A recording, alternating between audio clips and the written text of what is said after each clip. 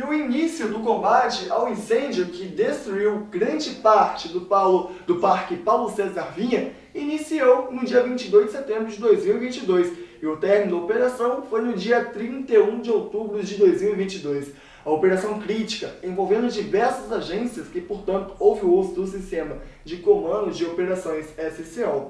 A extensão e o relevo e as características do parque evidenciam a necessidade de cuidados com a segurança da fauna, flora e combatentes durante a extinção das chamas. Durante a coletiva de imprensa, o major-chefe do Departamento de Investigação e Pesquisa e Prevenção de Incêndio, André, junto com as demais autoridades, passaram mais informações sobre o incêndio que destruiu grande parte do Parque Paulo César Vinha. Vamos ver. O laudo do Corpo de Bombeiros é um laudo administrativo.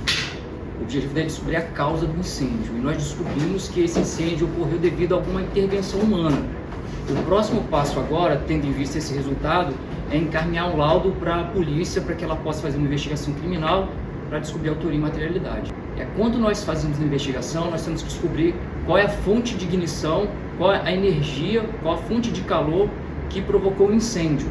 E na área principal de queima, na área inicial, nós não identificamos nenhuma outra fonte de ignição que não fosse um contato direto de chama colocado por uma pessoa. A gente só não sabe dizer, pelas condições que foram encontradas, se foi um acidente, se foi de propósito ou se foi um acidente. A área principal, a zona de origem, como a gente chama, ou zona de confusão, ela está localizada numa trilha, justamente onde, como as pessoas conhecem, é acesso de surfistas a uma praia.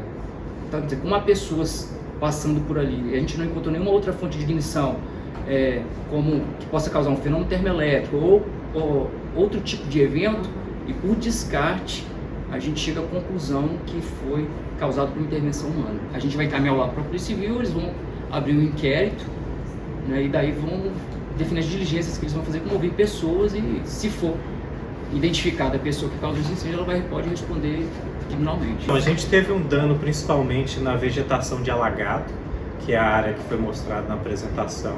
Essa vegetação ela percorre o parque por mais de 500 hectares.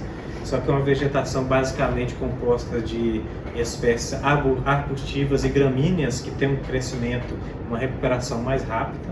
A gente está fazendo um segundo momento de levantamento por drone da área total e a gente percebe uma recuperação muito interessante da vegetação. E agora o que vem mais lentamente é a recuperação de áreas de restinga, onde você tem um solo mais arenoso, e também a fauna, que ela vem de períodos agora. Ela pegou no início do período reprodutivo de várias espécies, então isso pode ter afetado aquele momento também.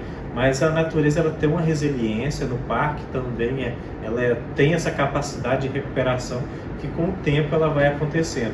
Hoje a gente tem a área de certa forma revegetada com um número menor de espécies, porém já tem um início dessa recuperação. Hoje a gente, nessa trilha específica, a gente não tem essa contagem.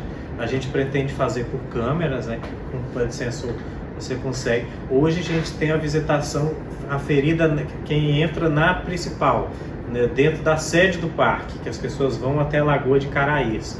E ela tem uma visitação que estaria variando de 400 pessoas, às vezes, na semana, e no verão, às vezes, você tem 300 pessoas num dia. Então ela tem uma volatilidade grande também. Só que tem as pessoas que acessam também pela praia de Setiba também para ir à Lagoa. Então até uma aferição, uma mensuração de número até difícil de dar um dado específico.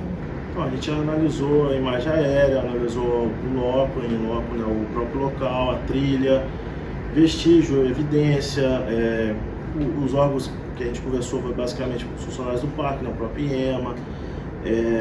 Enfim, a nossa metodologia que a gente utiliza, ela não é, digamos assim, ela é científica, ela vem preconizada pela NFPA 921, que é uma norma norte-americana, então isso já vem sendo divulgada há bastante tempo aqui no estado.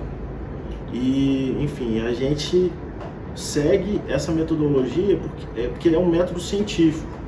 Então, como o Major falou, essa eliminação que a gente faz não é da nossa cabeça, entendeu? A gente faz isso baseado em uma ciência que é aplicada há mais de meio século lá nos Estados Unidos. Aqui a gente já vem aplicando há mais de 12 anos. Então é basicamente isso. A gente tem um atraso, tem uma perda de espécies, de indivíduos. Geralmente a gente tem perda de indivíduos que afetam as populações. Essas populações, se a gente continuar mantendo anos sem incêndios, elas vão se recuperando e se estabilizando. Quando a gente tem esse início agora que só tem mais gramíneas, a tendência são animais que se alimentam mais de gramíneas. Então, a explosão de algumas espécies e, ao mesmo tempo, outras ainda estão em declínio. A dificuldade de topografia, a extensão do parque, a zona de confusão ali tem mudança de vento direto, então a gente tem muita dificuldade para definir o vento que estava, a direção do vento que estava no momento da deflagração. A acessibilidade assim, ao local é fácil, então assim, pessoas podem entrar, apesar de ter, né, logicamente, né, o IEMA vigiando a área, mas as pessoas entram ali para ir na praia, então a gente sempre tende a pensar nessa questão de, tipo assim, proposital, mas eu tento a pensar que a educação nesses casos, né, das pessoas às vezes jogar uma guima de cigarro ou colocar fogo no lixo, eu acho que isso daí evita muito mais do que às vezes propriamente crime. Logicamente que a gente vai enviar isso para investigar se foi crime, mas pode ter acontecido de forma acidental. Fim da operação, há todo o trabalho de desmobilização, o relatório e a atividade pericial. Saiba agora viaturas e equipamentos do Corpo de Bombeiros que ajudaram na operação. 4 caminhões do Corpo de Bombeiros, 5 picapes, uma retroescavadeira, um quadriciclo, 150 mangueiras de 63 mm doadas pela Samarco, reduções, divisor, esguichos, mangueiras de 63 mm e de 38 mm do próprio Corpo de Bombeiros, 3 motobombas, chaves de mangueiras. E das agências envolvidas estão o Corpo de Bombeiros do Espírito Santo e a PEPAS, Parque Estadual Pedra Azul, PCV, Parque Estadual Paulo César Vinha, Parque Estadual Cachoeira da Fumaça e também cabe destacar o Rebio, Reserva Ecológica Duas Bocas, RDS, Parque Municipal de Desenvolvimento Sustentável de Anchieta, e a Rodossol e a PAP-PM, IEMA, Samarco, Casa Militar, NOTAER, Núcleo de Operações e Transportes Aéreos e a CESAM.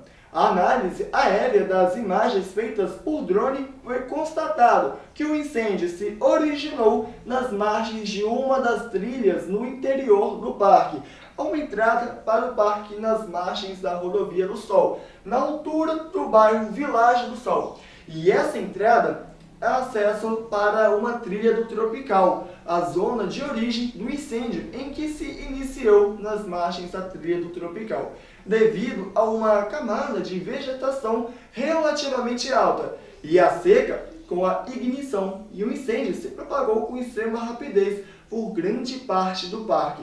O sentido inicial das chamas foi no sentido Vila Velha, Guarapari, vento nordeste. De acordo com a NFPA 921, o incêndio só pode se iniciar quando há combustível comburente e a fonte ígnea suficiente para ocasionar a deflagração de uma primeira chama.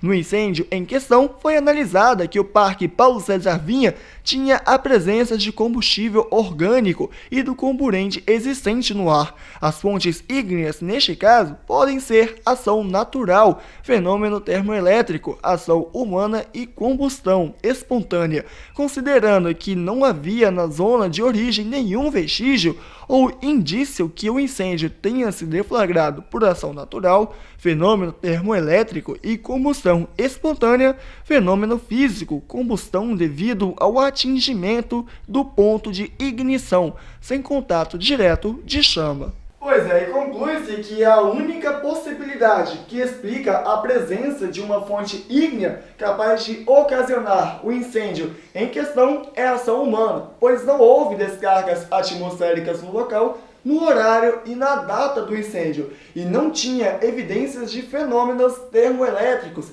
e a temperatura ambiente não era suficiente para elevar a temperatura interna do combustível, até ele entrar espontaneamente em combustão.